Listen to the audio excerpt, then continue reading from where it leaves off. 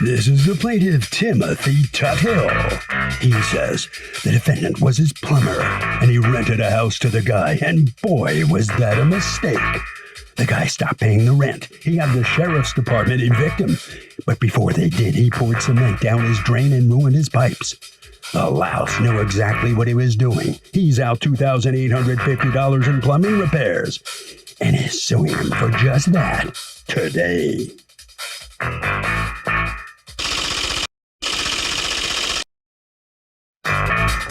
This is the defendant, Christopher James Owens. He says he never poured cement down the plaintiff's pipes. The defendant says the plaintiff's just trying to pin the blame on him because his old pipes are failing since they're the original copper cast iron pipes from 1965, and they need to be updated. Owe him all this money? No way. He's accused of being malicious.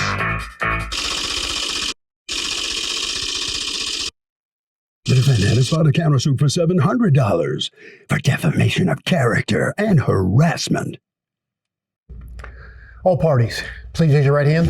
Welcome back to the People's Court. Next case from the docket. The plaintiff says the defendant is a plumber who lives in the building, and the guy poured cement down his pipes by way of retaliation, and now he needs new pipes. But the defendant says he would never do something like that. And the plaintiff's pipes are 60 years old, for crying out loud. He needs new ones, and the guy's trying to take it out on him and make him pay for it. It's the case of plumber cracked. Thank you, Douglas. You're welcome. All right, Mr. Tuthill, you rented a home to the defendant, correct? Yes, Your Honor. And you knew him because he was your plumber before you rented it to him? Yes. How long had you known him? He had repiped my house in 2015. Okay. And I had called him for other jobs over the years. All right. Now, you rented the house to him, and he lived there how long? He moved in February 3rd, 2021, and the eviction was on May 27th, 2021. Okay. When he moved in, had he paid any months in advance? I always require first, last, and security. Okay. He paid the last day of March. He paid for March. Okay. But then when April came, there was no money coming. And did he give you any excuses? Did he give you any reasons? What did he say? He said that his business would have to start get going again. But in the meantime, he solicited me for other jobs around my house. Okay. And when did you start the eviction proceeding? The 1st of May, and then May 27th, it was finalized. I won possession.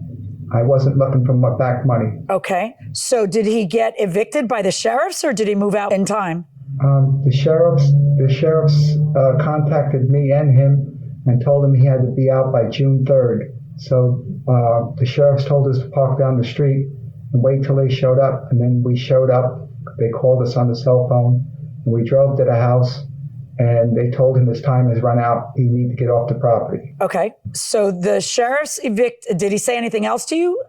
Was there any other conversation or texts or emails between you guys? He had called constantly about that. He wanted me to go down to like the Christian Sharon Center. He had called constantly because he wanted you to go down to the Christian Charity Center to do what?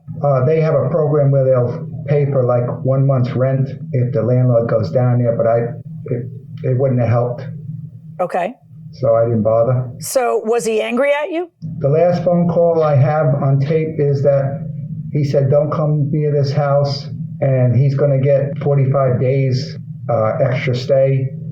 He's going to talk to a circuit court judge. He made up stuff. After the sheriffs remove him or escort him, whichever it was, you go to the house, and what do you find? On the day, June 3rd, my wife and I went to the house. He was escorted off the property. We checked all the inside. I was missing a couple of doors inside. I had a little bit of damage on the inside, but then the outside, on that day, I noticed concrete aggregate on the back patio.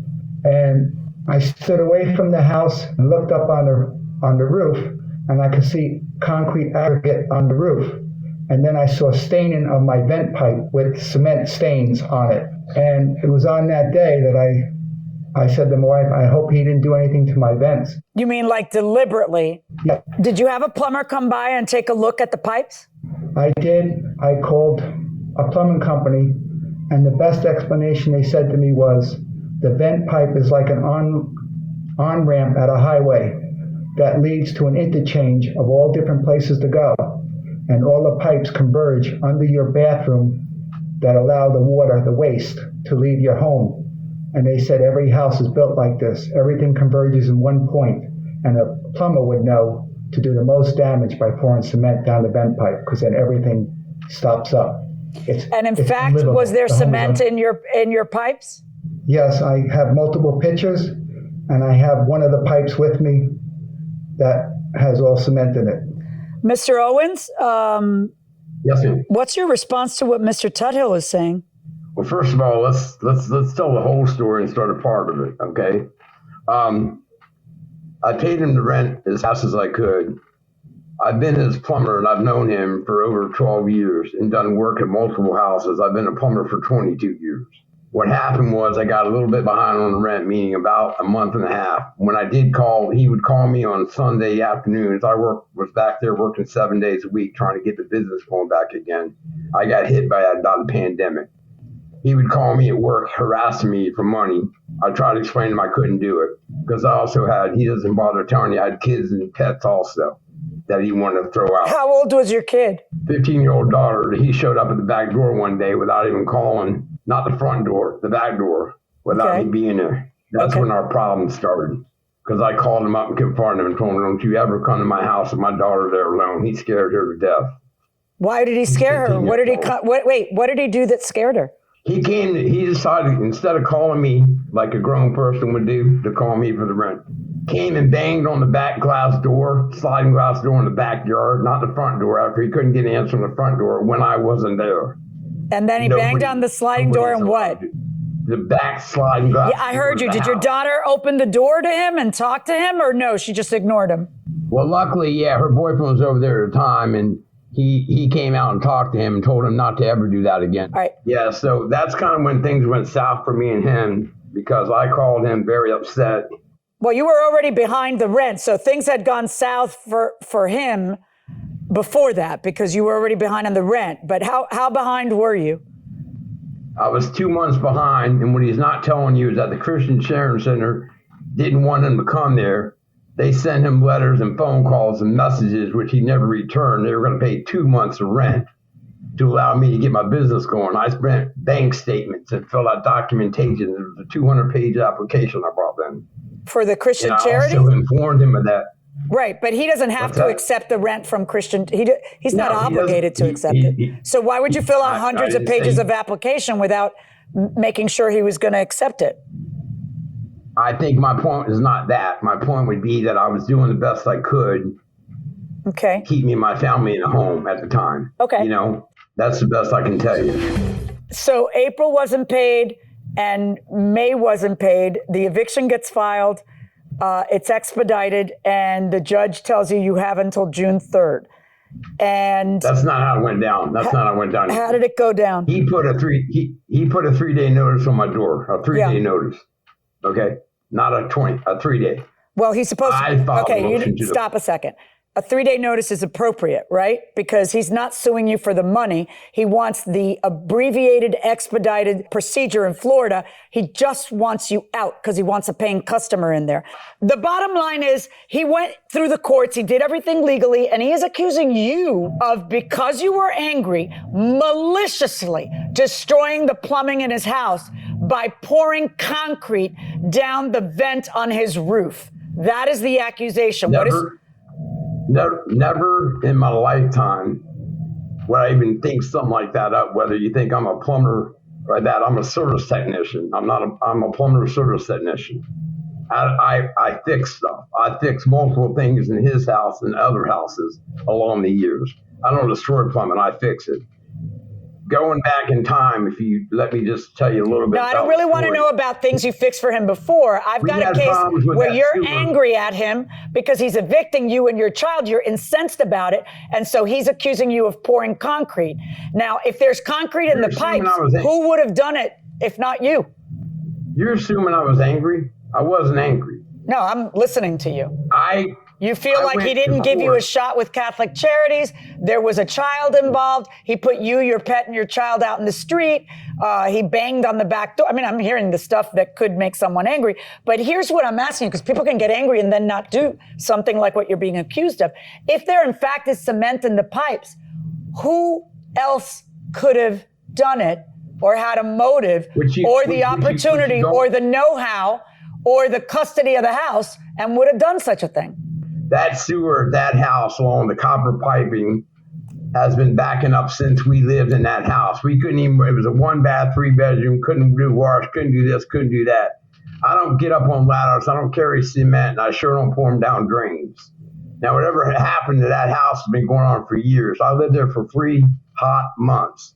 I didn't pour no concrete down there. He had other renters in there. I don't know how it got down there. It wasn't in the vent stack, and it sure wasn't in the backyard. Did you ever turn on the water, Mr. Tuthill? Did you turn on the water and see what happened? Yes, I did. As soon as I got in there. And what happened? Everything was backing up. The tub, the toilet, the kitchen sink, and the sink in the bathroom. It backed up almost the whole time we lived there. I kept calling you about it. I called you how many times? What is this a picture of, Mr. Tuthill? That's the evidence I found on the back patio when I got the house back on June 3rd. That's not evidence. That's concrete mix. What is this a picture of? A picture of the aggregate of the concrete residue left on the back patio. Okay, so by concrete aggregate, you're talking about pieces of cement, dried up, little chunks? From the bag, spilling it all over while he was mixing it and pouring it in the drain. Came down the roof. That's not. What is this a picture of? That's not. The vent pipe with the stains of the concrete, the main vent pipe to the roof, to the plumbing, and the vent has with stains of the concrete drying and pouring stains. Down the side? He poured the concrete down the vent and poured out the sides because he wasn't too steady, and the aggregate on the roof and the stains of the concrete all over it. What say you about this, Mr. Owens, this picture? That's what you call a backed up sewer. And it backs all the way up into the vent pipe, comes out underneath the house and comes up into the vent stack. It's tied into the sewer. Really? And what am I looking at on these roof tiles? That's not concrete aggregate? I don't know what that is. I clean my van out there a lot. There's a lot of on stuff. On top of the roof? I don't go up. You clean your van on top of the roof? I didn't go on the roof. That's the picture I just showed you was the roof. Let's just recap so that we're real clear. This is the roof. This is the stack that someone poured cement down. There's the cement pouring down it. There's the pieces of cement all around it. And now let's see what the next plumber said about all this. AAA Discount Plumbing, Tony, found that there had been concrete poured down the roof plumbing vent by someone unknown. The concrete went down the vent into the sewer drainage system that completely clogged the hallway bathroom tub drain, toilet drain, vanity drain. The concrete floor had to be jackhammered in the area of the toilet and the vanity in order to replace the cast iron drain pipes that had been clogged with concrete. The pipes were replaced as needed with PVC to make sure the drain system was draining properly. All right, so Mr. Owens, tell me, how much more evidence could a guy have that you maliciously went on that roof and poured down concrete in your dying moments at the tenancy of that place, in your anger that you were getting booted out for not paying rent for what you deemed to be a measly 2 months while you were getting back on your feet? How much more evidence does a person need than the concrete dripping down the vent pipe and the plumber who says there was concrete in all the pipes? I didn't carry the concrete up there. I don't climb on ladders. There's younger kids in the house, out of the house, other people living there. I didn't. You have a counterclaim against him for harassment and defamation. What is that for? He screamed in the front yard saying that I was an ex-con and that I poured concrete down. The neighbors all heard him. Are you a convicted felon? Yeah, I've had a pass. It was 35 years ago. And I don't see why that's got anything to do with anything. Well, it's only false if it's false. That's what it has to do with is you filed a defamation case saying he's a liar. He called me a convicted felon. Now it turns out it's true. Okay, so that's why I brought it up. Well, by the way, anytime anybody testifies, the issue of whether or not they have ever been convicted of a felony or a crime of moral turpitude is on the table. It is. But in any event, here's where we're done. We're done. We're done. We're done. The cement has dried, Mr. Owens. Okay? You poured the cement down there. I couldn't be clearer on this. And I am ordering you to pay the plaintiff back $2,850. That is my verdict. Plus your court costs. Thank you, Your Honor. So the plaintiff prevails. Mr. Owens, what are you thinking right now? The judge just says you've got to pay that $2,850. I'm thinking the judge is very biased and doesn't bother listening to the evidence, just what's in front of her. She didn't let me talk half the time. She heard what she wanted to hear. She doesn't know anything about piping. He doesn't know anything about piping. She went on assumption. That's what she did. It's okay. Sorry, but you lost.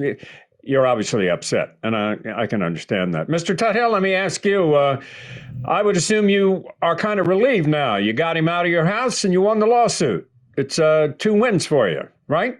Yes, I am surprised that anybody would be so malicious to do that when I have people calling me up wanting places to live, even though they move out of the state. I've always supplied a very nice place for anybody to live. Well, listen, you have prevailed, so congratulations. And that'll bring this issue and hopefully your dealings with the defendant to a close once and for all. Okay? Good enough. All right, that'll do it, Harvey. What do you think about this dispute? Quite unique, huh? So, Doug, there are 2 elements to defamation. This is why the defendant lost. One is you have to prove that the statement subjects the person to scorn and ridicule. And the second is you have to prove the statement is false. In this case, the plaintiff really did have a criminal record. So the statement that he's a criminal is true, and that's why he lost. If a good friend invited me to stay a few weeks with them in their house out of town, and a few weeks led to more than a month, the person eventually got tired of me, kicking me out of their house without an eviction notice. Can I sue for unlawful eviction and stress, having no time to move my clothes or anything? I walked around the city with my luggage until I threw everything away. Okay. Well, at the risk of offending a viewer, can I just say that there's no such thing as a free lunch? Right, and there's no such thing as a free couch. Right. I mean, come on. You are a guest in that house. You are not a tenant. Why would they have to evict you? They should call the police and have you taken out. He had no... You are a trespasser after the permission ends. Right, you have no leasehold interest. There's no lease magically created because I invite somebody to stay overnight at my house. Or even a month. Or even a month to stay for a month. Yeah, they got sick of you, they got sick of you. And wait a second, he threw out his own stuff and he wants to know if he can sue for the stuff? Yeah. Yeah, okay. And for stress. But yeah, think about that. That's just really, really outrageous to think that you could collect on something like that. You could. Well, let me rephrase that. This is America and anyone can sue anybody for anything. Right. But no, you're not going to win. Right. But you know what happens in a lot of times in cases like this, when the police get there and they knock on the door, the guy will come to the door, he or she will come to the door and say, what do you mean? I stay here. I get my mail here. I get my mail here, and I'll suddenly produce a letter. A letter addressed to them. Look, there. My mail and comes then the police say, civil matter. I mow the lawn every Sunday. Right. I don't pay, but I do all the work around here. I lift all the heavy objects, and I barter for my rent, and then the police go like this and say, civil matter, take it to court. Yeah, so another option is wait till the guy leaves one day, just change the locks on the house. Yeah, leave a suitcase which I don't outside. recommend if the person's a real tenant, because that's illegal. Right. But if the person is a guest who you no longer want there, let him be the one who sues you for, that's nuts. Court, because, advantage him when he's on your sofa or on the couch. Advantage you when he's on the street, and you could just change the locks or whatever, and boom, then he's knocking on the door, and he's already down the road. So long, farewell, aloha, and auf Wiedersehen. We'll see you next time.